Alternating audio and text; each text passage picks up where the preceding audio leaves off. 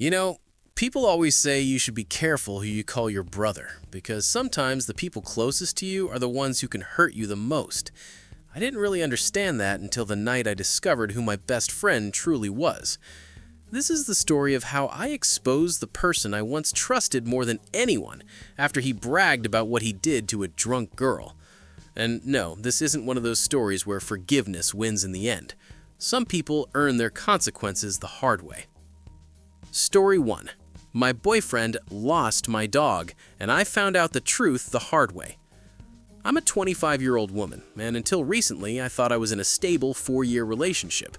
Sure, my boyfriend misplaced my things from time to time, but nothing that ever made me question his character, until he lost my dog. And yes, I'm putting quotation marks around that for a reason. My dog, Milo, is 12. I've had her for her entire life. She's anxious, slow to trust, and basically my emotional support without the legal paperwork. She warmed up to my boyfriend over the years. Nothing dramatic, just small gestures. A little tail wag, a nudge for a pet, joining us on walks. I thought things were fine. Then, about a year and a half ago, Milo got really sick. A bad tooth infection swelled her entire right eye shut. I don't have a car, so I asked my boyfriend to drive us to the vet. He did, but what stuck with me was how annoyed he became whenever I updated him on her condition. Every time I talked about her meds or how she was doing, he would roll his eyes or abruptly change the subject. Looking back, that should have been a massive red flag, but I brushed it off. Months later, I planned a short 3-day trip with my mom to visit my grandparents. I told my boyfriend that my best friend, Alex, who Milo adores, would take care of her. Out of nowhere, my boyfriend got defensive. He said he loved Milo and didn't understand why I didn't come to him first.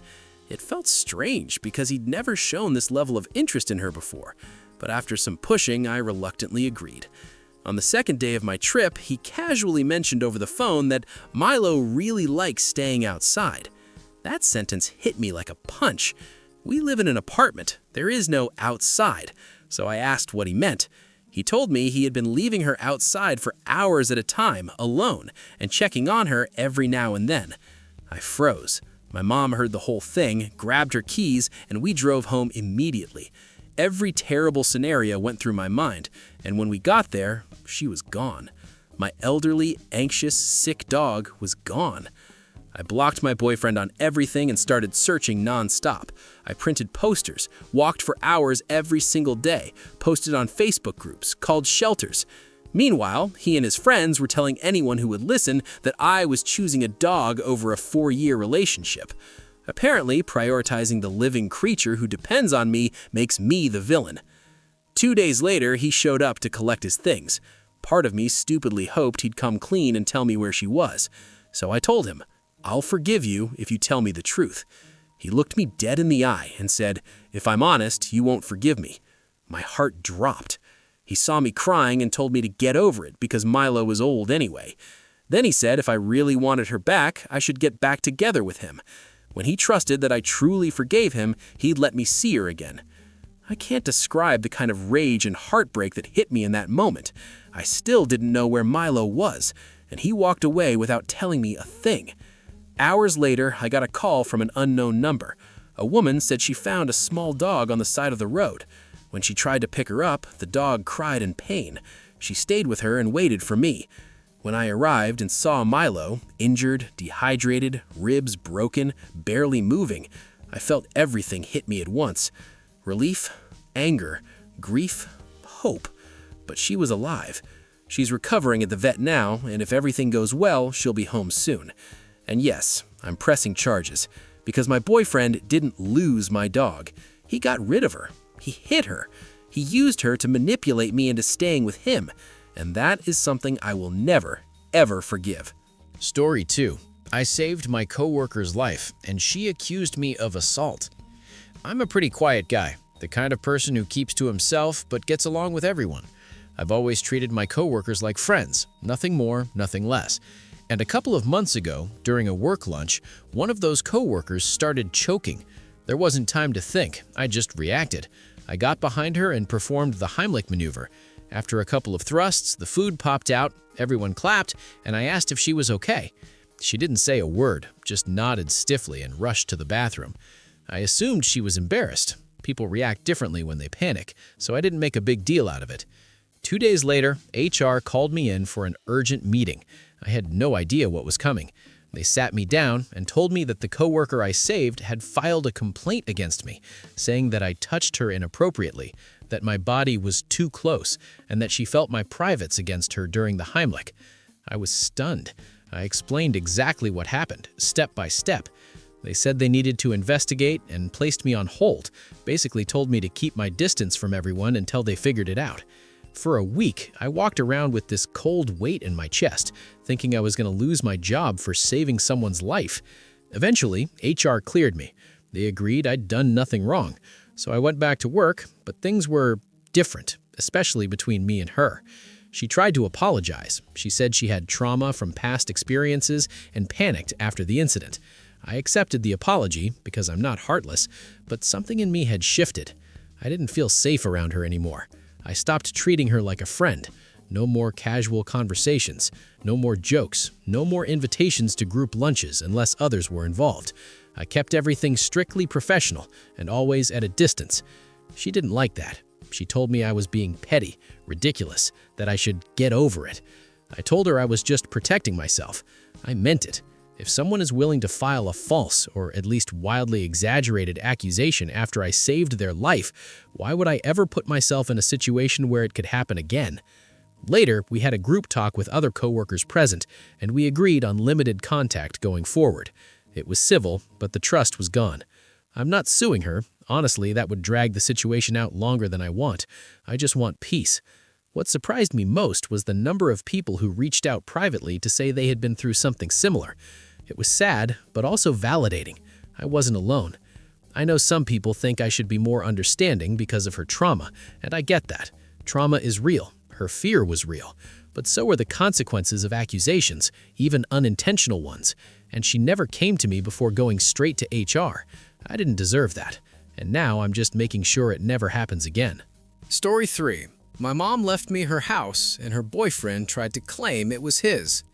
When I was 17, my mom came into a lot of money. She tried to keep it quiet, but it was obvious. She paid off my dad's debt, bought him a small house, cleared her own debts, paid for my sister's college, and even set up funds for mine. She wasn't flashy about it, she just wanted everyone she loved to have a stable life. At the time, she had a boyfriend. Not a bad guy, just there. Shortly after the money came in, he and his 7-year-old son moved into our new house. Over the next few years, he lived with us, didn't pay for much, but he worked and mostly stayed out of trouble. I didn't have a strong opinion about him either way. But when I turned 21, everything changed. My mom was diagnosed with cancer. It wasn't good. She sat me and my sister down and told us exactly how much money was left, who she wanted to take what, and what she planned for the house. She wanted me to have it. My sister would get another portion of the estate, and she asked me very gently if I would let her boyfriend stay in the house for a while after she passed, just until he got back on his feet. I agreed. Of course I did. He had been with her for years, and she trusted me to look after him temporarily.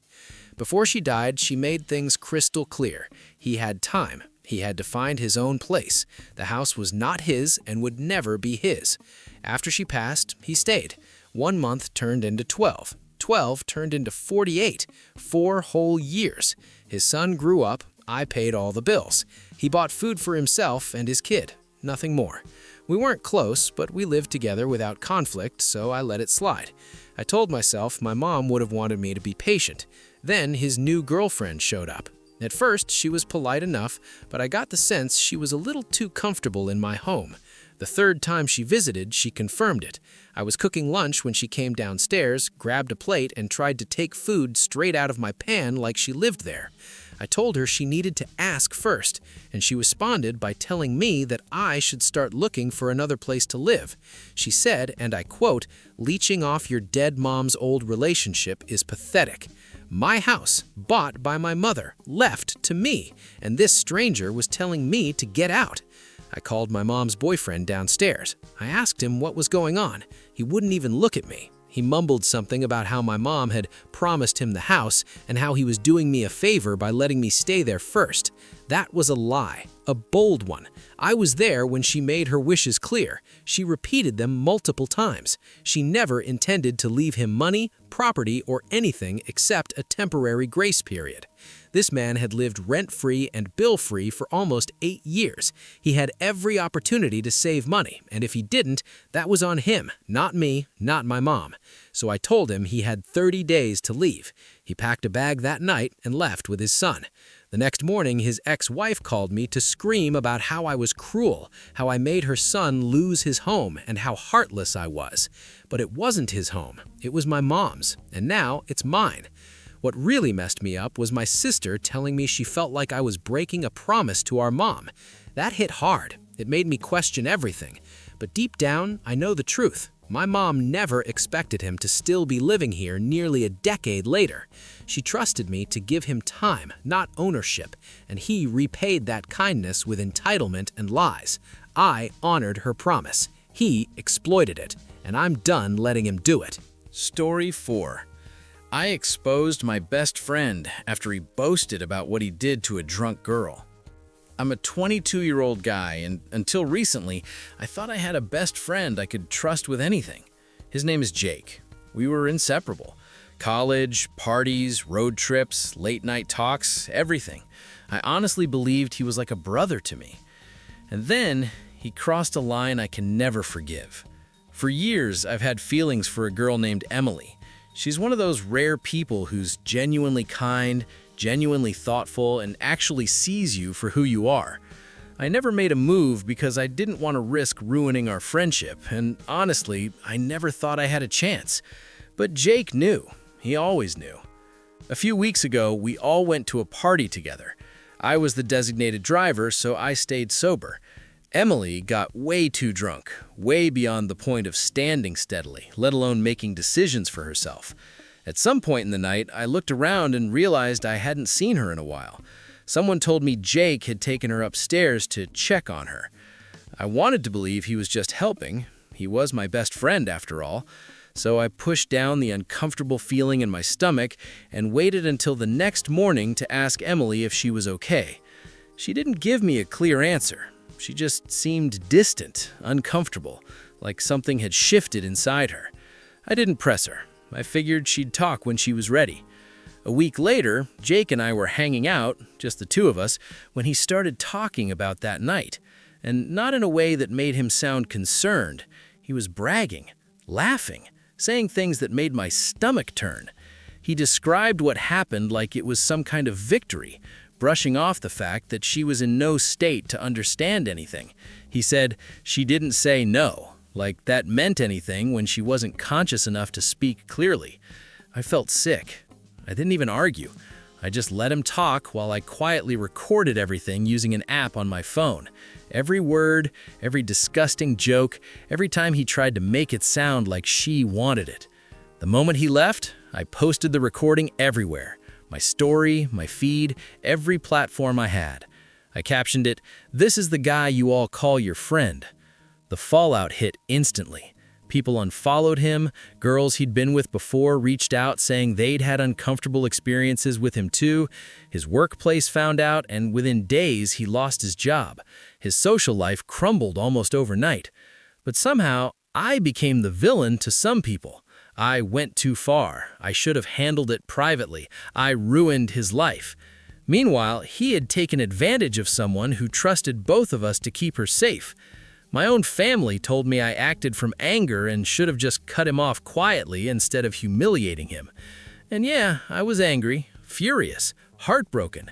But I wasn't going to let him keep getting away with something like that, especially when he was proud of it. And the truth is, he didn't lose anything I didn't warn him about.